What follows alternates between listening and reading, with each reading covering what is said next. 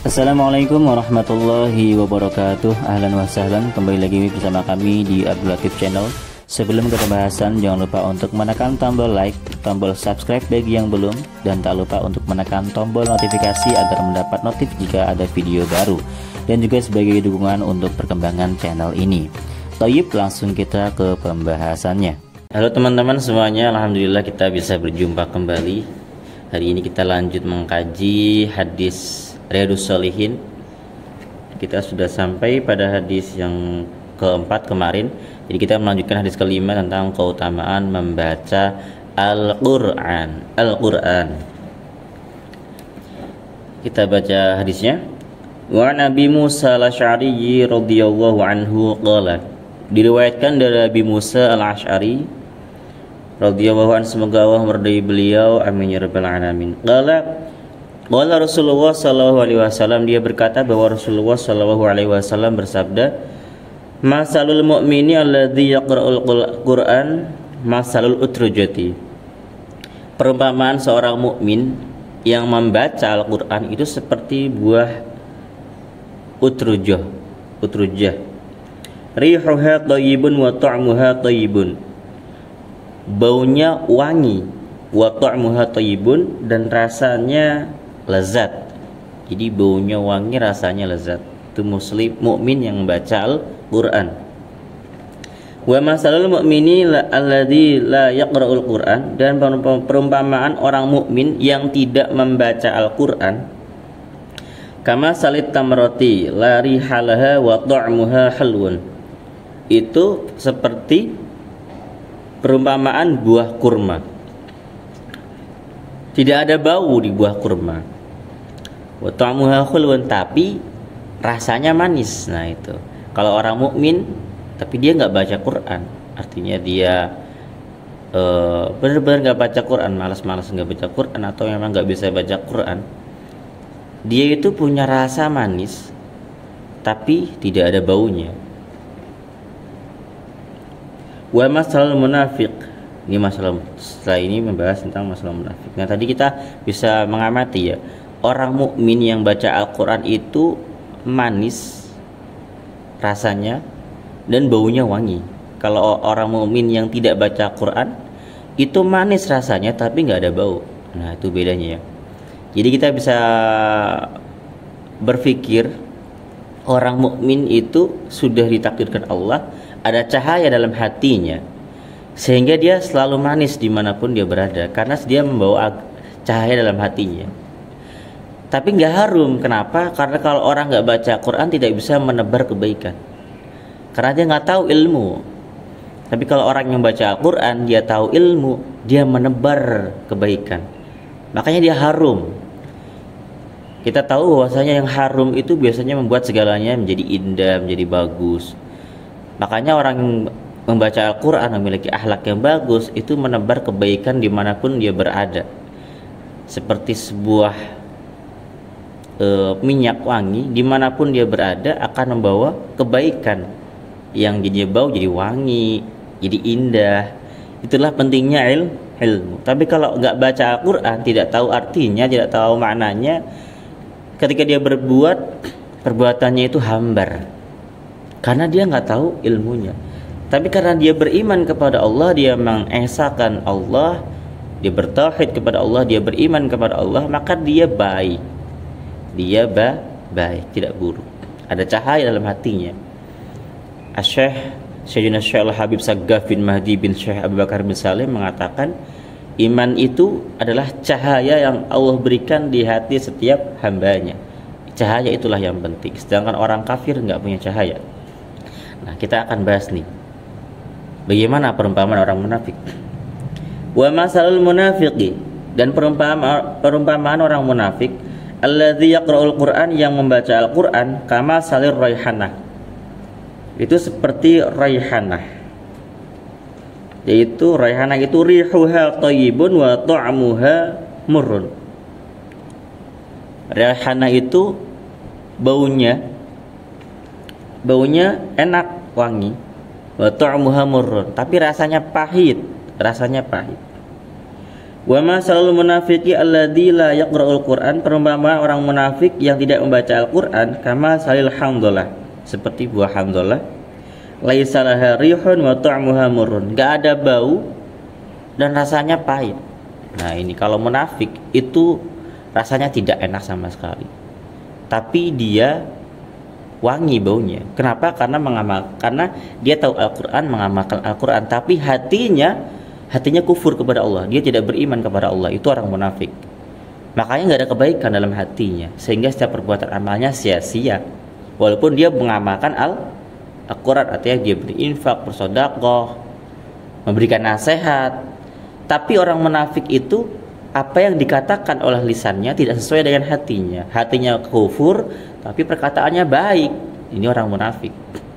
Makanya di zaman Nabi, orang munafik itu dihukumi orang yang kafir.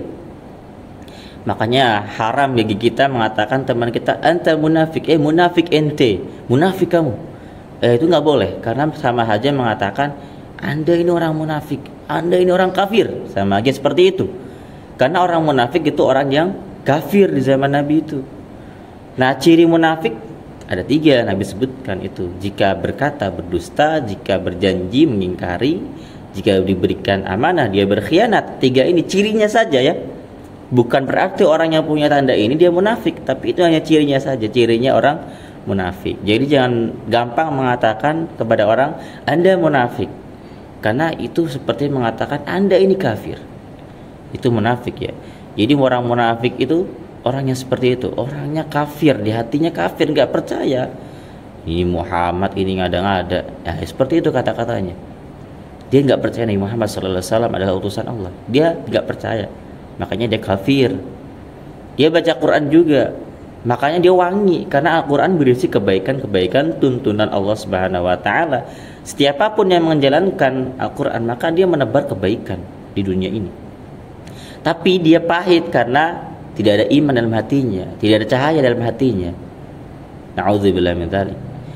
Nah, orang munafik yang nggak baca Al-Quran itu lebih parah. Perilakunya nggak sesuai tuntunan Al-Quran dan hatinya nggak ada cahaya. Perilakunya buruk, tidak ada tuntunan, hatinya pahit, hatinya gelap gulita. Nah, itu nggak enak sama sekali. Bagi orang mukmin bagaimanapun dia tetaplah baik di sisi Allah Subhanahu wa Ta'ala, karena hatinya beriman kepada Allah, yakin kepada Allah bahwa Allah lah Tuhan yang wajib disembah, yang berhak disembah. Itu berbedanya ya. Jadi penting bagi kita untuk mengetahui amal-amal ilmunya. Dalam sebuah bait Ibnu Ruslan berkata, wa kullu amalin bi ghairi ilmin la yuqbalu. Setiap amal yang tanpa ilmu maka akan ditolak. Seperti ya, kalau nggak salah seperti itu sih, kayaknya salah sih teman.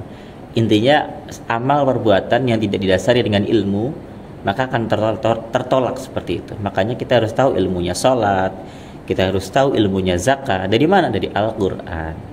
Al-Quran dijelaskan oleh para ulama. Para ulama kemudian mengeluarkan fatwa-fatwa tentang hukum-hukum zakat, hukum sholat, tata cara sholat, itu dari Al-Quran dan Al-Hadis.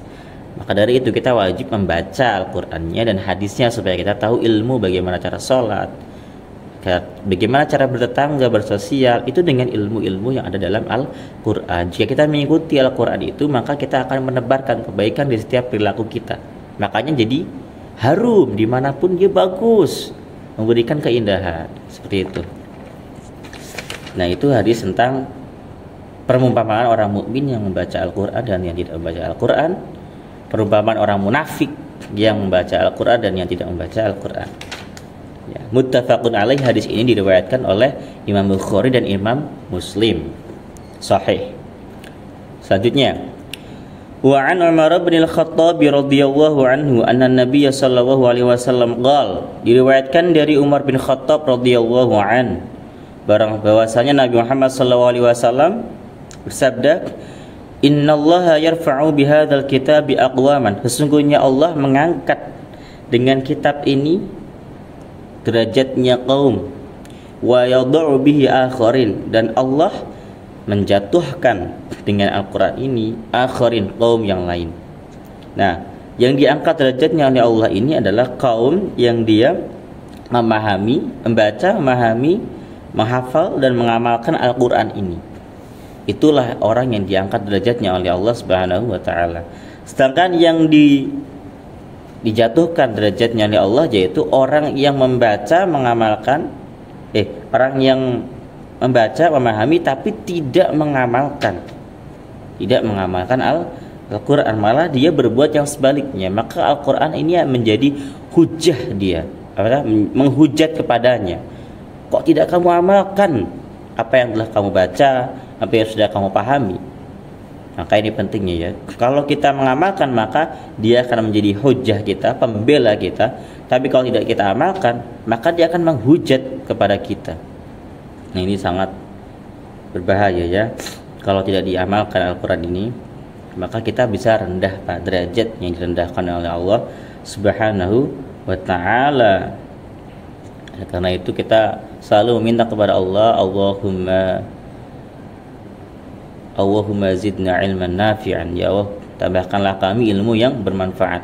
Ilmu yang bermanfaat itu ilmu yang memberikan pengaruh dalam kehidupan kita, ilmu yang menjadikan kita semakin takut kepada Allah dan semakin berharap kepada Allah, raja'an wa khaufan, mengharap kepada Allah dan juga takut kepada Allah. Itu ilmu yang bermanfaat.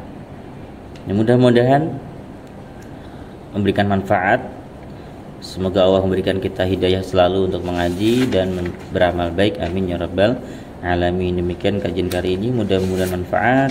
Assalamualaikum warahmatullahi wabarakatuh.